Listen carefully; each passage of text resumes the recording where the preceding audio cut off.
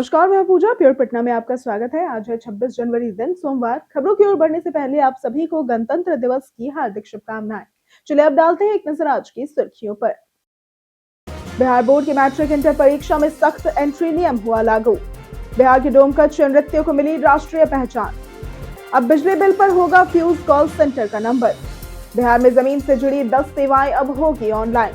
वैभव सूर्यवंशी ने तोड़ा सरफराज खान का रिकॉर्ड। चलिए अब बढ़ते हैं अब तक की बड़ी खबरों की ओर विस्तार से। बिहार एसडीआरएफ भर्ती 2026 नोटिफिकेशन हुआ जारी। बिहार में सरकारी नौकरी की तैयारी कर रहे युवाओं के लिए एक अच्छी खबर है। बिहार राज्य आपदा मोचन बल यानी कि एसडीआरएफ ने वर्ष 2026 के लिए चतुर्थ श्रेणी के 118 पदों पर भर्ती का नोटिफिकेशन जारी किया है। इसमें कुक, वाटर कैरियर, नाई, धोबी और स्वीपर के पद शामिल है। आवेदन के लिए उम्मीदवार का 10वीं पास होना और संबंधित कार्य का अनुभव होना जरूरी है। आयु सीमा 18 से 40 वर्ष तय की गई है। चयनित अभ्यर्थियों को 22,000 रुपए प्रति माह मानदेय मिलेगा। नोटिफिकेशन 29 दिसंबर 2025 को जारी हुआ है और आवेदन की अंतिम तिथि 28 जनवरी 2026 है। आवेदन ऑफलाइन माध्यम से किए जाएंगे। स्वच्छता सर्वेक्षण 2025-26 को लेकर तैयारियों में जुटा पटना। पटना नगर निगम स्वच्छता सर्वेक्षण 2025-26 की तैयारियों में जुटा है। मार्च में केंद्रीय टीम फील्ड असेसमेंट के लिए पटना आएगी। निगम ने डेस्कटॉप असेसमेंट में 5 स्टार रेटिंग के लिए क्वालिफाई कर बड़ी उपलब्धि हासिल की है। अब फील्ड असेसमेंट में स्वच्छता, कचरा और अपशिष्ट जल प्रबंधन की वास्तविक स्थिति का मूल्यांकन होगा। रेड और येलो स्पॉट पर सख्ती बढ़ाई गई है और गंदगी फैलाने वालों पर जुर्माना लगाया जा रहा है। डोर टू डोर कचरा कलेक्शन, गीले सूखे कचरे का पृथक्करण, सौंदर्यीकरण और व्यापक सफाई अभियान चल रहा है। पिछले वर्ष पटना को 21वां स्थान मिला था। बिहार बोर्ड के मैट्रिक व इंटर परीक्षा में सख्त एंट्री नियम हुआ लागू। बिहार विद्यालय परीक्षा समिति ने मैट्रिक और इंटरमीडिएट वार्षिक परीक्षा 2026 को लेकर सख्त दिशा निर्देश जारी किए हैं। परीक्षार्थियों को परीक्षा शुरू होने से 1 घंटे पहले केंद्र पर पहुंचना अनिवार्य होगा, जबकि आधा घंटा पहले मुख्य गेट बंद कर दिया जाएगा। देर से आने वालों को किसी भी हाल में प्रवेश नहीं मिलेगा। इंटर की परीक्षा 1 से 13 फरवरी और मैट्रिक की परीक्षा 17 से 25 फरवरी तक होगी। पहली पाली सुबह 9:30 और दूसरी पाली दोपहर 2 बजे शुरू होगी। बोर्ड ने समय पालन पर विशेष जोर दिया है। बिहार में किसानों की आय बढ़ाने का स्मार्ट कदम।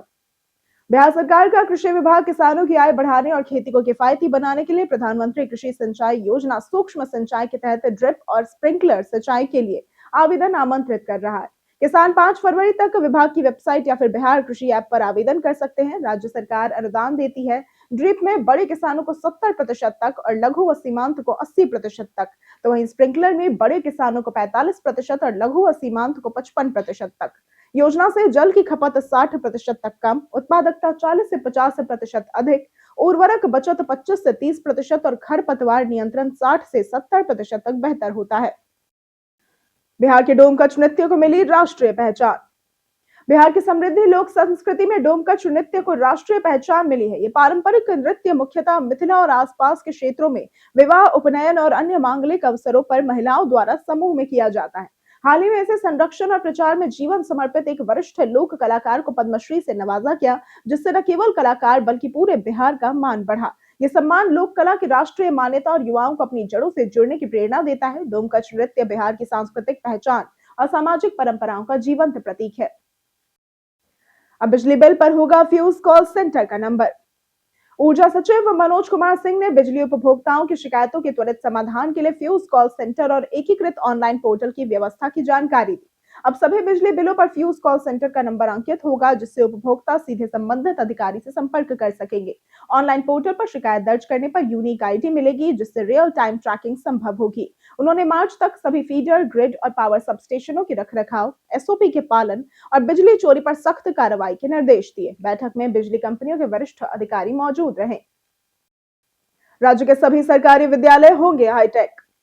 बिहार सरकार अपने 31,297 मध्य विद्यालयों को हाईटेक बनाने जा रही है और इसमें सभी स्कूलों में आर्टिफिशियल इंटेलिजेंस यानी कि एआई लैब और लैंग्वेज लैब स्थापित किए जाएंगे, ताकि छात्र निजी विद्यालयों के तकनीकी स्तर के बराबर शिक्षा प्राप्त कर सके। केंद्र सरकार आवश्यक संसाधन उपलब्ध कराएगी और शिक्षा मंत्री सुनील कुमार ने कहा कि integrated science and technology lab और नवाचार को बढ़ावा देना प्राथमिकता है। पहले से 4,621 विद्यालयों में लैब है और 3,991 में प्रक्रिया अंतिम चरण में है। Atal tinkering lab, robotics lab, smart class और आईसीटी लैब भी उपलब्ध कराई जा रही है। बिहार में जमीन से जुड़ी 10 सेवाएं अब होगी ऑनलाइन। राजस्व एवं भूमि सुधार विभाग ने बिहार में जमीन से जुड़ी करीब 10 सेवाओं को ऑनलाइन उपलब्ध कर रैयतों को सरकारी दफ्तर का चक्कर लगाने की जरूरत खत्म कर दी है। मुख्यमंत्री नीतीश कुमार के नेतृत्व में नई सरकार ने विभाग के सभी कार्यों को डिजिटल करने में जोर दिया है, जिससे लोग घर बैठे जमीन संबंधी जानकारी और सेवाएं प्राप्त कर सकेंगे। ऑनलाइन सुविधाओं में दाखिल खारिज, परिमार्जन प्लस, ई मापी, ऑनलाइन भूमि लगान भुगतान, राजस्व न्यायालय, भूमि उपयोग परिवर्तन, राजस्व मानचित्र, डोर स्टेप डिलीवरी, जमाबंदी, एसएमएस अलर्ट और एलपीसी शामिल है। निर्माणाधीन हाईवे पर टोल टैक्स में मिलेगी राहत। केंद्र सरकार ने टोल टैक्स नियमों में अहम बदलाव करते हुए निर्माणाधीन राष्ट्रीय राजमार्गों पर यात्रियों को बड़ी राहत दी है। सड़क परिवहन एवं राजमार्ग मंत्रालय द्वारा संशोधित नियमों के अनुसार 2 लेन राष्ट्रीय राजमार्ग को 4 लेन या उससे अधिक में बदले जाने के दौरान वाहन चालकों को निर्धारित टोल का केवल 30% ही देना होगा, यानी कि 70% की छूट मिलेगी।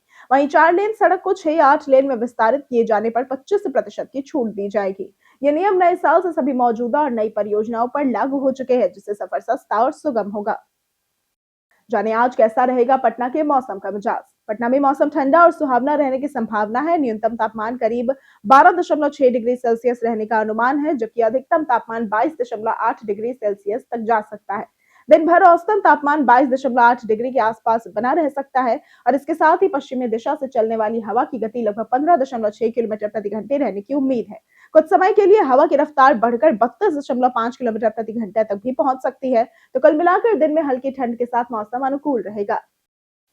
पटना के पुनपुर प्रखंड में आज पहुंचेंगे सीएम नीतीश। मुख्यमंत्री नीतीश कुमार आज यानी कि 26 जनवरी को पटना जिले के पुनपुर प्रखंड स्थित मरांची महादलित बस्ती में गणतंत्र दिवस समारोह के अवसर पर झंडोत्तोलन करेंगे। उनके दौरे को लेकर पूरे गांव की सूरत बदल गई है और प्रशासन ने व्यापक तैयारियां भी की है। झंडोत्तोलन स्थल और निकटवर्ती मध्य विद्यालय के सफाई, रंग रोगन और सुरक्षा के इंतजाम किए गए हैं। 2 कमरे आपातकालीन कक्ष के रूप में तैयार किए गए हैं। बुजुर्गों के लिए आंखों की जांच और चश्मों का वितरण किया जाएगा। प्राथमिक स्वास्थ्य केंद्रों को व्यवस्थित किया गया है। सुरक्षा, भीड़ नियंत्रण, यातायात और आपातकालीन सेवाओं की विशेष व्यवस्था की गई है। सोने चांदी की कीमतों में आया रिकॉर्ड उछाल। सोने और चांदी की कीमतों में पिछले 1 महीने में जबरदस्त तेजी आई है। 25 दिसंबर को 10 ग्राम सोना 1.33 लाख रुपए था, जो कि इस बार 25 जनवरी तक 1.62 लाख रुपए हो गया है। चांदी की कीमत भी 1.98 लाख रुपए से बढ़कर 3.30 लाख रुपए प्रति किलो पहुंच गई है। बढ़ती कीमतों से आम लोग गहने खरीदने और निवेश करने में असमर्थ हो गए हैं। सराफा कारोबारियों और कारीगरों का काम ठप हो गया है। अंतर्राष्ट्रीय अनिश्चितता, कम आपूर्ति और मजबूत मांग इसके मुख्य कारण है। भविष्य में कीमतें और बढ़ने की संभावना है। पटना पर्यटन में आज बात होगी अजंता म्यूजियम की। पटना के फ्रेजर रोड पर स्थित अजंता म्यूजियम मधुबनी पेंटिंग और हस्तशिल्प के प्रेमियों के लिए एक प्रसिद्ध केंद्र है। यह स्थल गैलरी, संग्रहालय और दुकान के रूप में कार्य करता है, जहां प्रामाणिक और खूबसूरत मधुबनी पेंटिंग, हस्तशिल्प और कलाकृतियां देखी और खरीदी जा सकती है। यहाँ दुलारी देवी समेत अन्य कलाकारों की कलाकृतियों को उत्कृष्ट संग्रह मौजूद है। अजंता कला प्रेमियों को विविध प्रकार की मधुबनी पेंटिंग प्रदान करता है और ये पटना के व्यावसायिक और प्रमुख इलाके फ्रेजर रोड पर स्थित है। ध्यान दें कि ये केंद्र रविवार को बंद रहता है।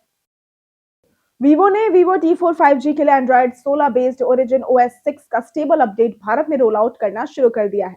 Updated version PD2456F EXA 16.1.11.2.W30 लगभग 726 MB का है और इसमें जनवरी 2026 का सिक्योरिटी पैच शामिल है। यह अपडेट सिस्टम स्टेबिलिटी बढ़ाता है और बैटरी लाइफ ऑप्टिमाइज करता है और नेविगेशन बार के बग्स ठीक करता है। यूजर्स अब स्क्रीन के गोल कोनों और ऐप आइकन्स को कस्टमाइज कर सकते हैं और डार्क मोड में आइकन्स डिम करने का नया ऑप्शन भी मिला है। अपडेट अलग अलग बैचों में आएगा, इसलिए सेटिंग्स में मैनुअल चेक करें। नीट छात्रा केस में थानेदार और दरोगा सस्पेंड। पटना के शंभू गर्ल्स हॉस्टल में नीट छात्रा की मौत मामले में लापरवाही के आरोप में चित्रगुप्त नगर की थानेदार रोशनी कुमारी और कदम कुआं के दारोगा हेमंत झा को सस्पेंड कर दिया गया है। अधिकारियों के अनुसार घटना के तुरंत बाद सही कार्रवाई नहीं की गई, जिससे जांच में परेशानी हुई।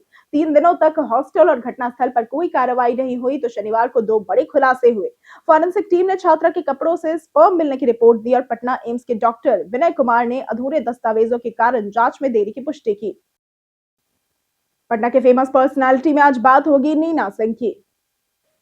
नीना सिंह, जिनका जन्म 11 जुलाई 1964 को पटना में हुआ था, राजस्थान कैडर की 1989 बैच की सेवानिवृत्त भारतीय पुलिस सेवा यानी कि IPS अधिकारी है।